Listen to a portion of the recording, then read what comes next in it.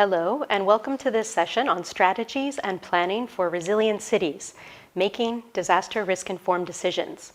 I'm Sarah Wade-Apicella, Program Management Officer for the United Nations Office for Disaster Risk Reduction and our Global Education and Training Institute. Today we'll look at how disaster risk reduction strategies and planning support the roadmap to resilient development in countries and cities. I'll present disaster risk reduction trends and terminology and show what integrated risk governance looks like. I'll share some Making Cities Resilient tools and highlight opportunities for e-governance solutions to foster resilient and smart cities. We'll take a look at trends and terminology, systemic risk and integrated risk governance. We'll also look at global frameworks for global and local resilience action.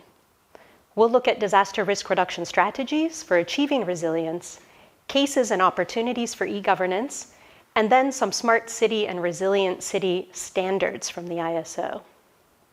First, to understand disaster risk, it's useful to take a look at disaster trends and terminology.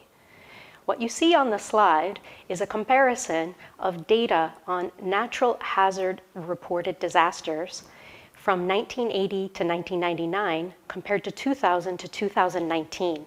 What you see is a marked and sharp increase, particularly due to climate change. These reported disasters and the total deaths and total number of persons affected and economic losses are only related to those natural hazards, not technological hazards or human-induced hazards. But what they show is a marked increase in those hazards related to climate change. In this slide, you see in particular the sharp increase of floods and storms, also drought and wildfire. These are those hazards most closely linked to the changing climate. With current projections, and the nationally determined commitments to reducing greenhouse gases and taking adaptation measures, what we see is that we're on a trajectory to a 3 Celsius increase. This will only result in additional and increased disaster trends. Now we have also new hazards. The impact of COVID-19 is likely to cause the first increase in global poverty since 1998, when the Asian financial crisis hit.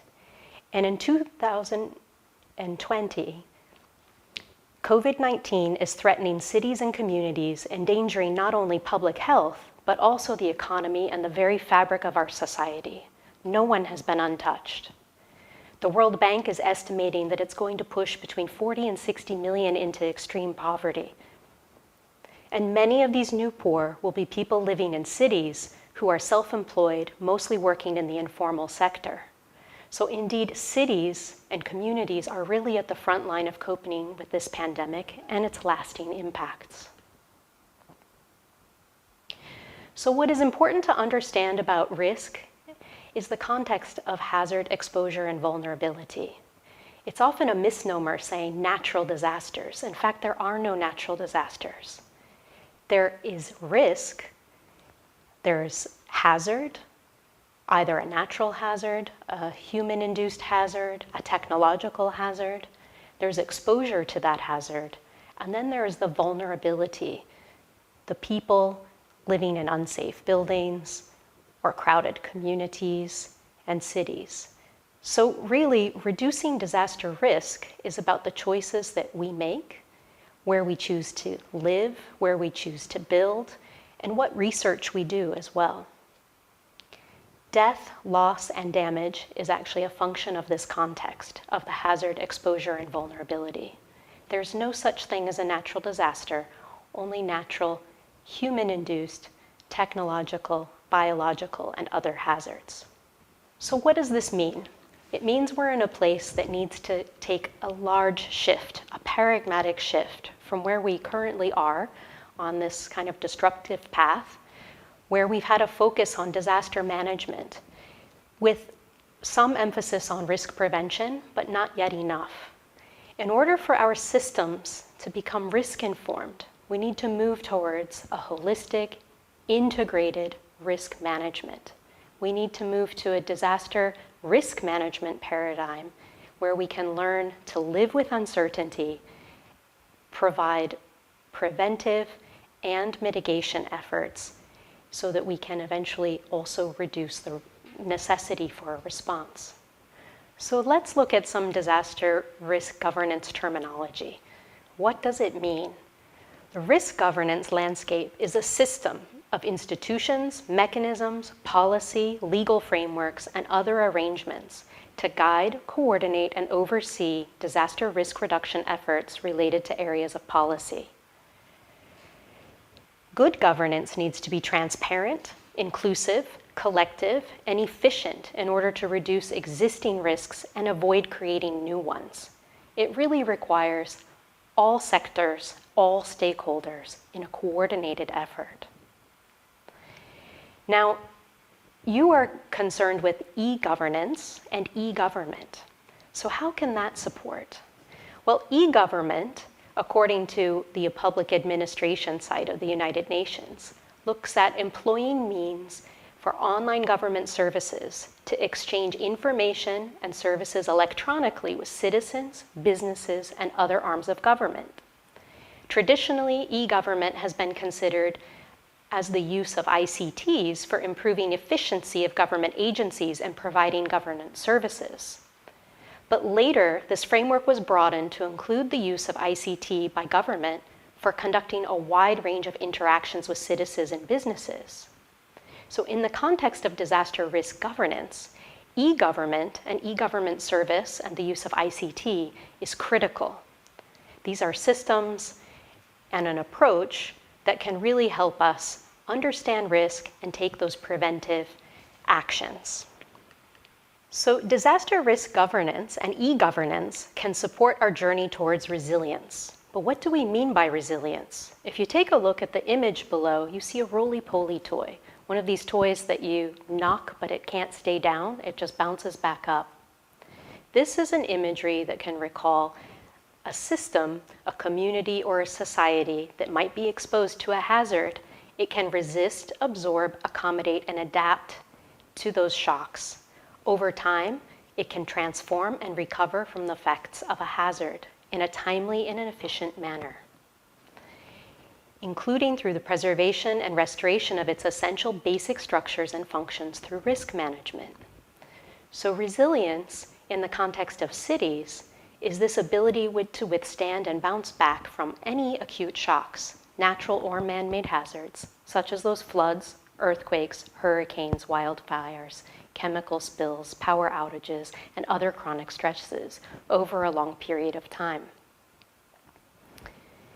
It's important to understand these concepts so we know that we're looking at the whole of the system to understand how it's integrated and how together we can plan to bounce back from a shock. So let's move on to systemic risk and integrated risk governance. What does it actually look like? So first, it's important to understand that a city itself is made up of different systems. A city is a system of systems, if you will. A system of food storage and delivery, a system of energy and fuel, a system of water and waste, a system of protective infrastructure, a system of transportation, public safety, and numerous social systems. It's also made up of the healthcare system, ecosystem services, and the communities.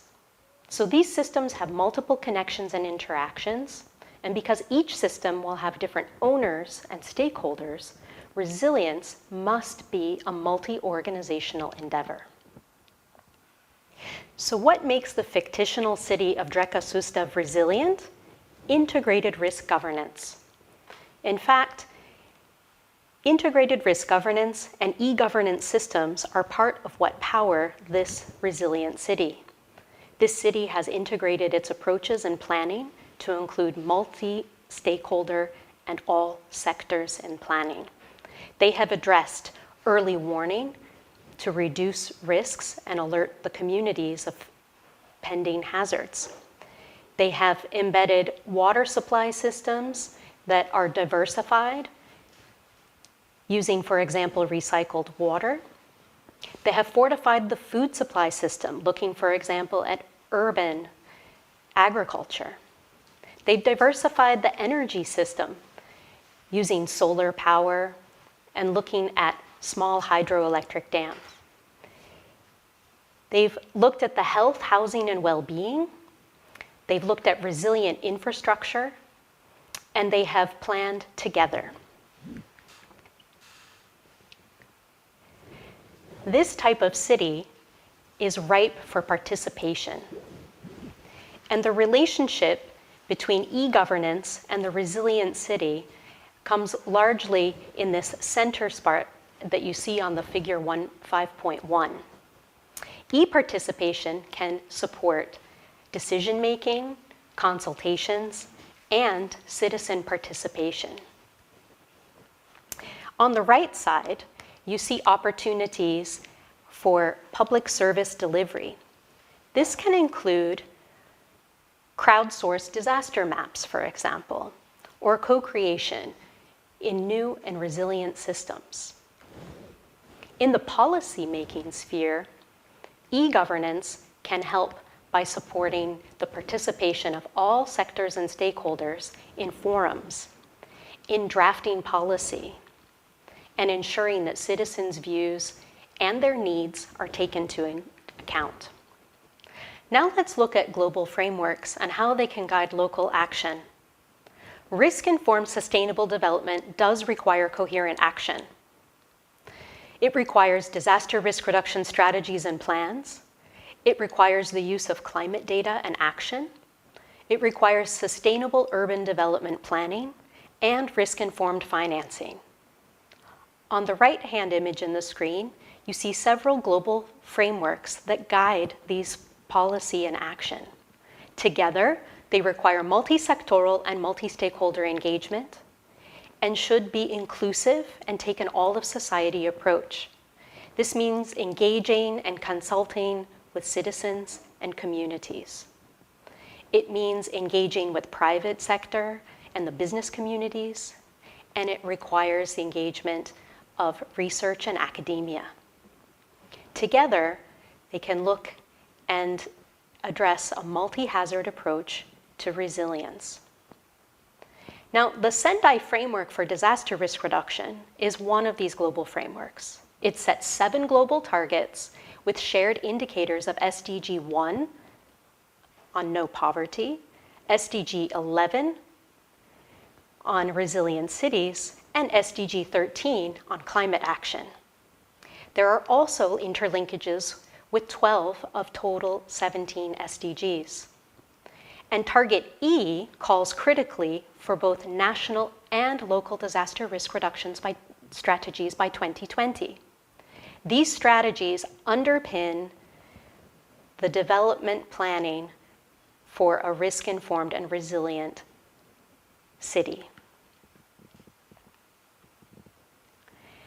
The SENDAI Framework has a 3-part goal. It aims to prevent the creation of new risk, reduce existing risk, and invest in resilience. It has 4 main priorities for action. It calls for an understanding of disaster risk.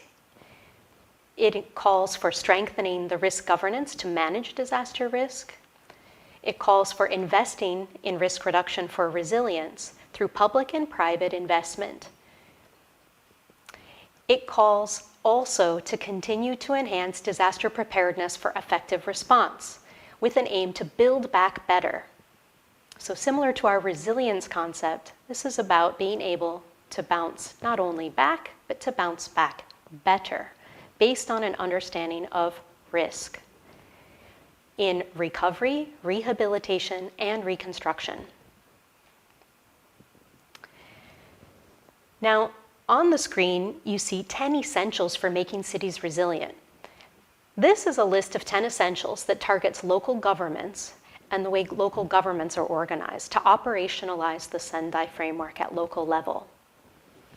It has operational essentials, looking at organizing for resilience, identifying and understanding the use of risk scenarios.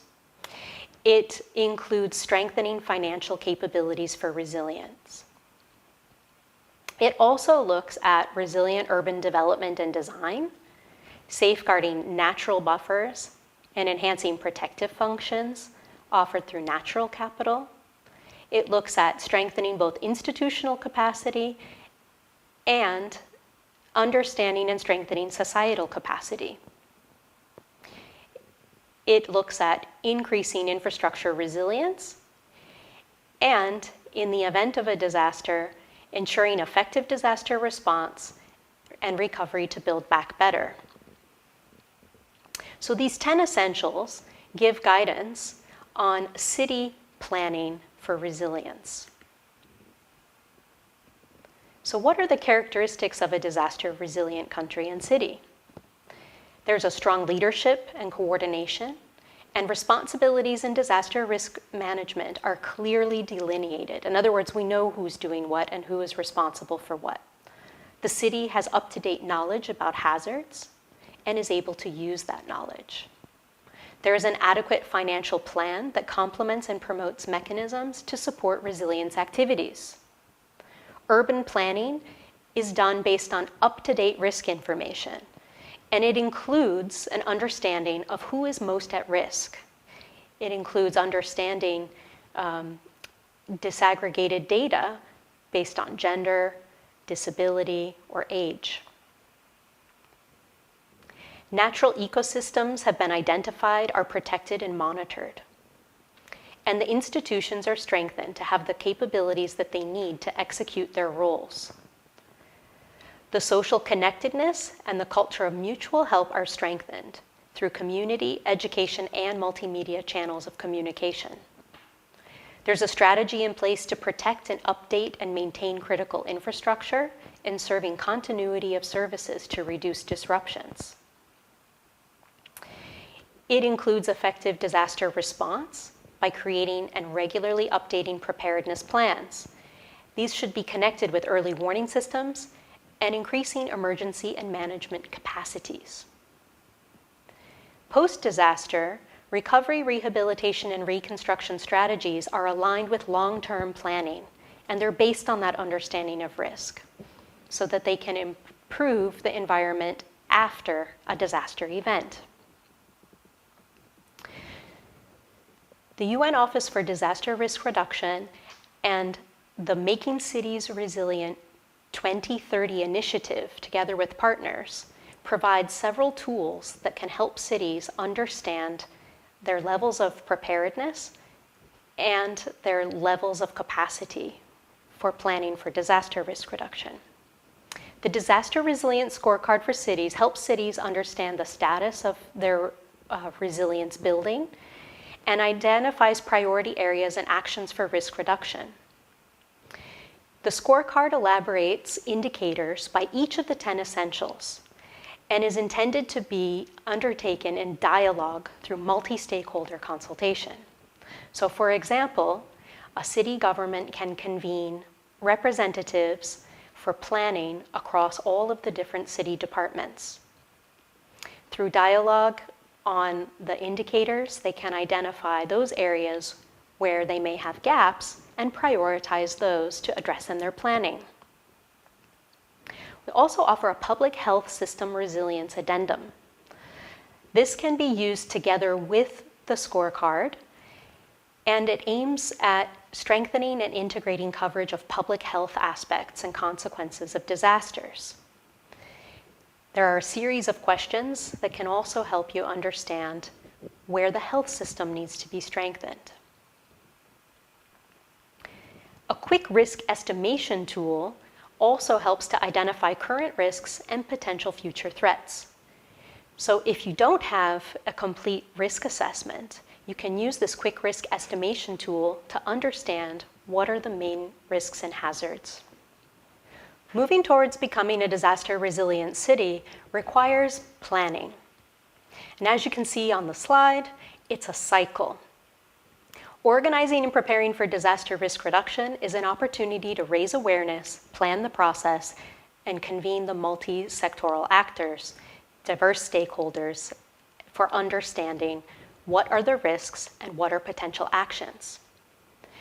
The disaster risk and resilience assessment can be conducted using the scorecard tools, quick risk estimation tool, or other existing risk assessments. Here you can identify vulnerabilities, risks, assess the gaps, and the possible actions in order to respond to those risks. Then moving to developing strategies and action plans.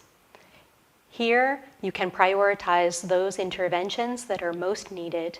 You can establish the roles and responsibilities, the timeframes, and indicators of what success would look like. This is a good opportunity to gain political buy-in, identify funding options, and then implement the strategy. Here, you can mobilize resources, implement disaster risk reduction actions, and ensure ownership and participation. As part of the continuous cycle is monitoring and evaluation and follow-up.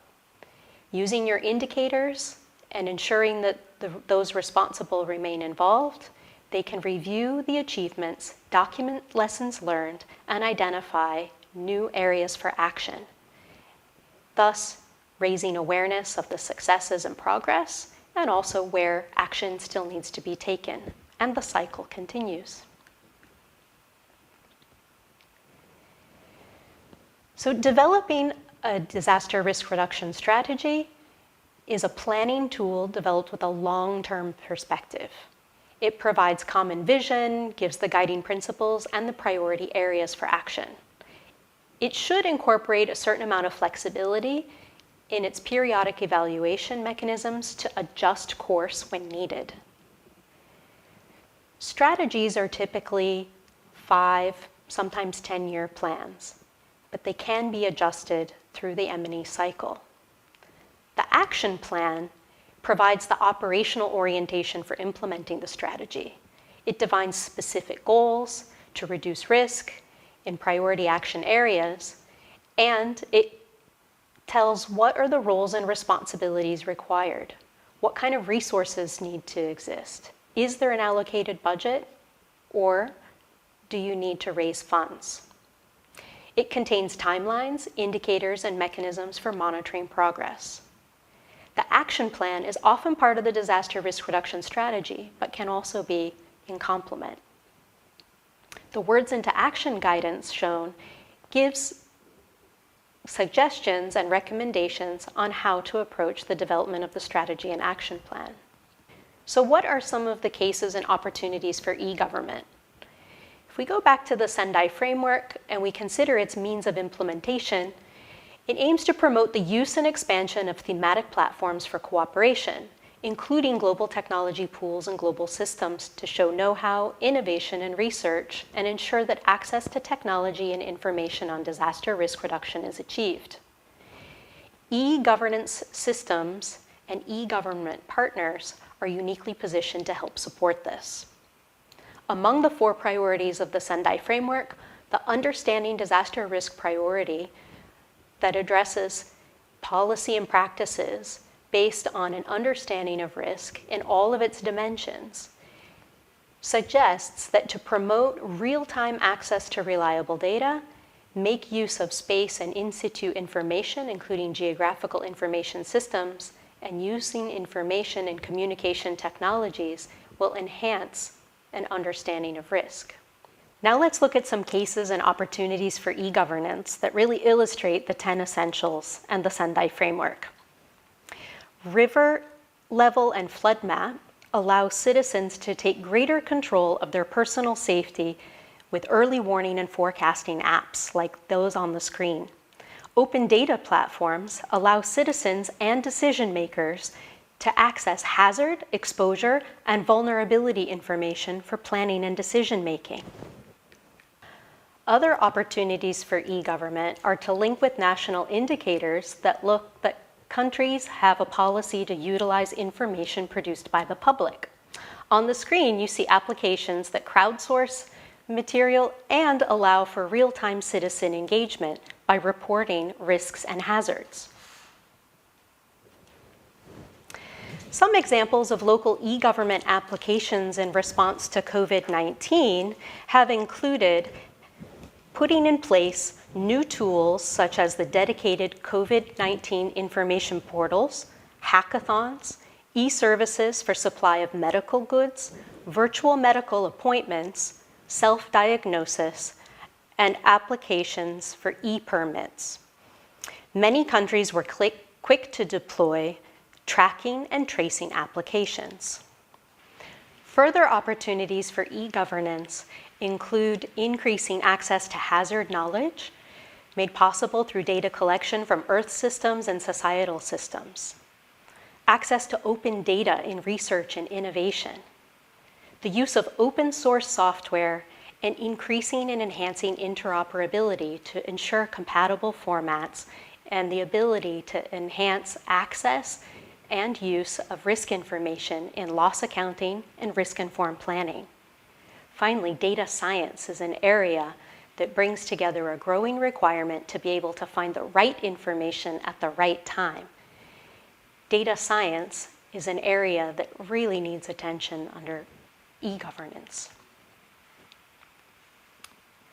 Finally, another opportunity for enhancing resilient cities is through the use of the new ISO standards for cities. WCCD ISO 37120 certifies cities using their data to drive smart city development. It provides city-to-city learning, encourages city solutions globally, and fosters smart city innovation. ISO 37120 certified cities can become early adopters of 2 additional demand-driven data standards, 37122 on indicators for smart cities and 37123 on indicators for resilient cities, providing standardized data, knowledge, analytics, and innovation. Thank you for joining me for this lecture on digital government and smart cities for resilience, where we've understood that disaster risk reduction is indeed a core part of sustainable development and how e-government can help support risk-informed sustainable development through disaster risk reduction planning.